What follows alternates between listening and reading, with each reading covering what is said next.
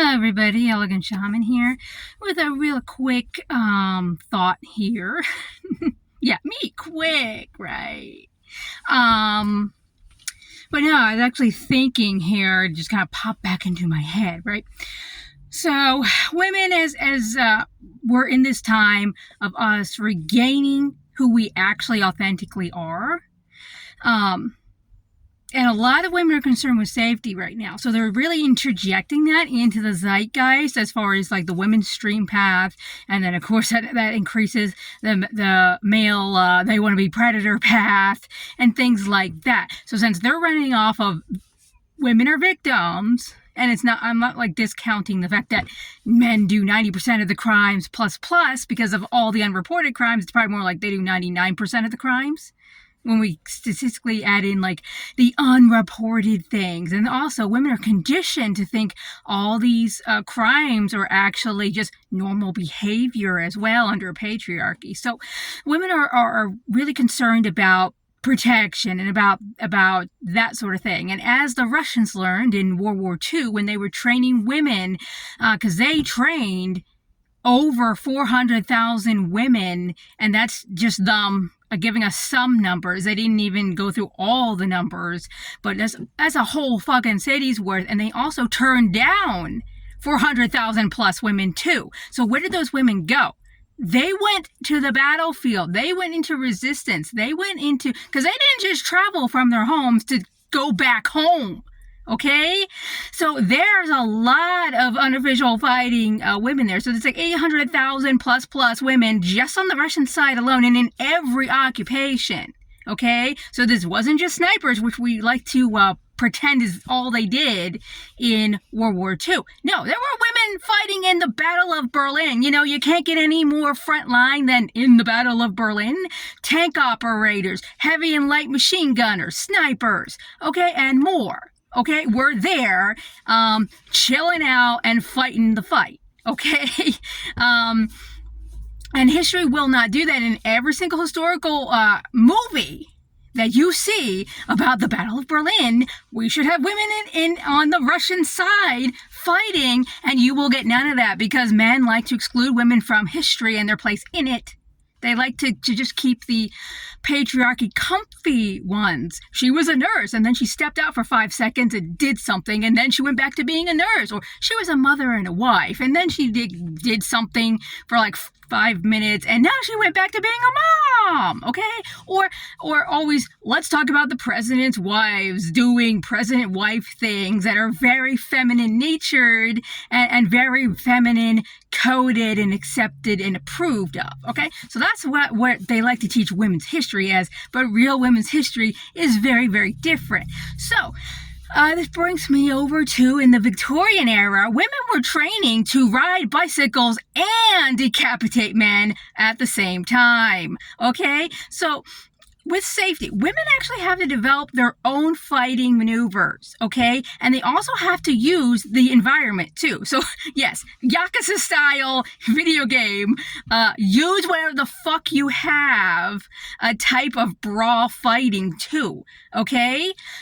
Because the whole thought about it, or what popped into my head, I'm like, wait a second, everybody, the industry to sell women self-defense, and also flimsy self-defense items as well, on top of that, so on top of that as well, okay,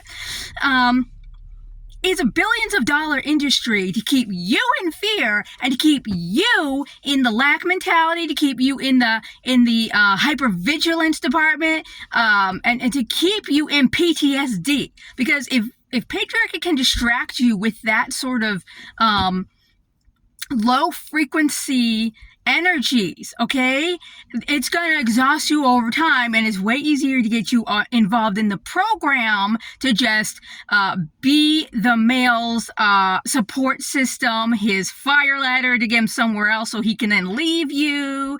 Basically, you're his tool. Okay? You're his tool, you're his mouse toy, and that is basically where patriarchy is very comfortable keeping you. Okay, so they have lots of ways to distract you, just like they have lots of ways to distract men. Okay, and they've also weaponized your care. They've weaponized your gift of gab, which was our warning system. That was our tornado, danger incoming warning system. Okay, that's why they had gossips. Now, if you don't know what a gossip is, that was basically the ye old medieval term for your best friends who you would exchange all sorts of things with, all the secrets. You guys were your own little insular ring or coven of women who would do everything together. They knew all these things about each other. And so that got weaponized in the witch trials as well, because that was a part of breaking down the woman's actual network and structure. Because now I can't remember the madam's name exactly, and I'm probably getting the city messed up, but it's I think she was called the Madam of Washington, I believe she was called. But essentially, this woman here created a network, and essentially you could think of it as a spy network. But she basically took back the gift of gab, okay?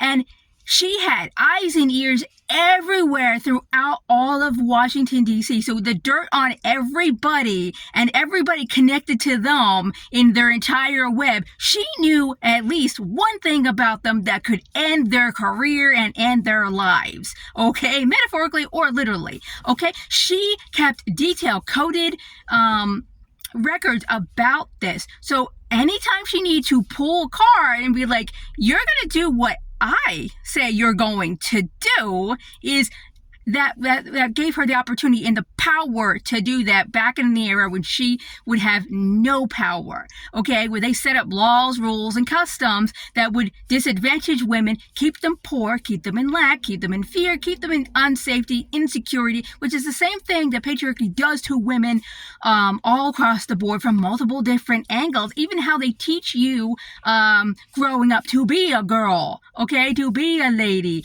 That is actually rooted in keeping you right where you are and basically asking and demanding of you to just submit harder, okay? But the system is treating you like a man and you don't even get the perks for it, okay? You don't get the status, you don't get the accolades, you don't get the money, you don't get the perks, okay?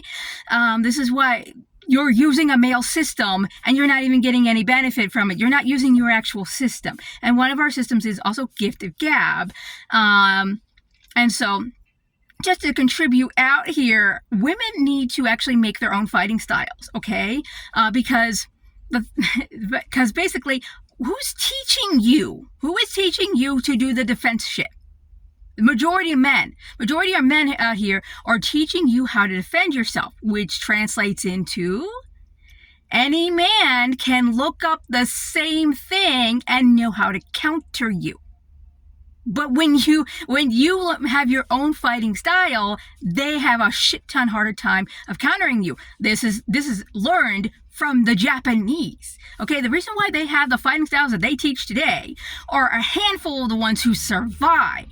Okay, the dissolvement of the samurai class, and then they were like, we have to prove why we are special to the overall population, because before then they were getting stipend. Before then they had the law to kill anyone they wanted to. But when it dissolved, they're like, oh fuck.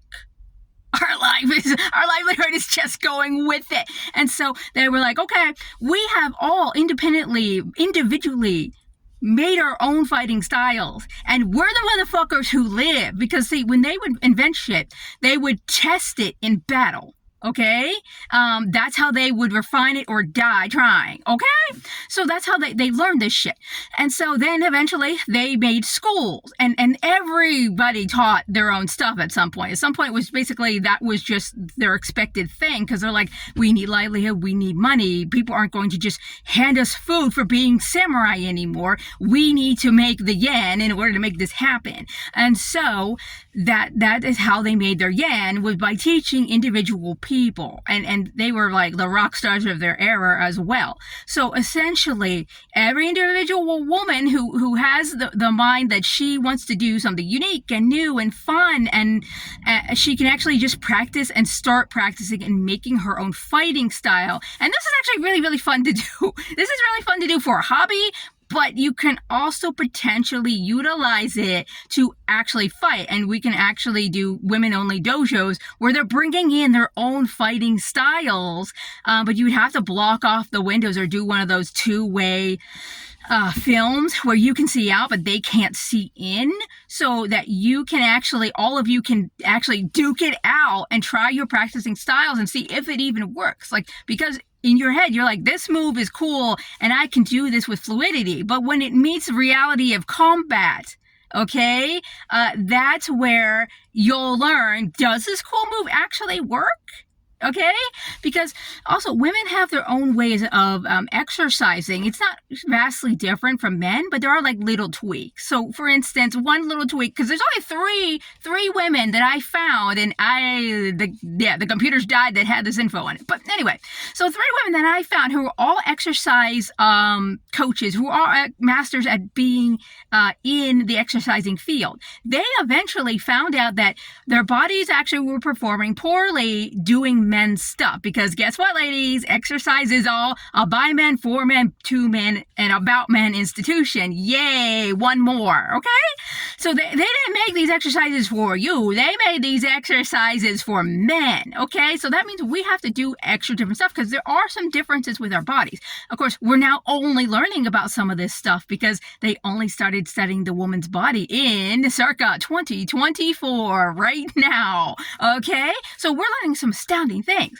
But anyway, so there were only 3 women I found who found out very unique little tweaks that they actually need to do that would improve the woman's body and her performance, and actually her getting benefits from the exercises she was doing, dramatically. And one of the things that I remember is, so I don't know what it's called, but essentially men like to do fast, and then they stop immediately, and then they're like, do it again, fast, okay? You see this in the military, okay? They're like, go, stop. That tears the woman's muscles, breaks them down, and they do not repair.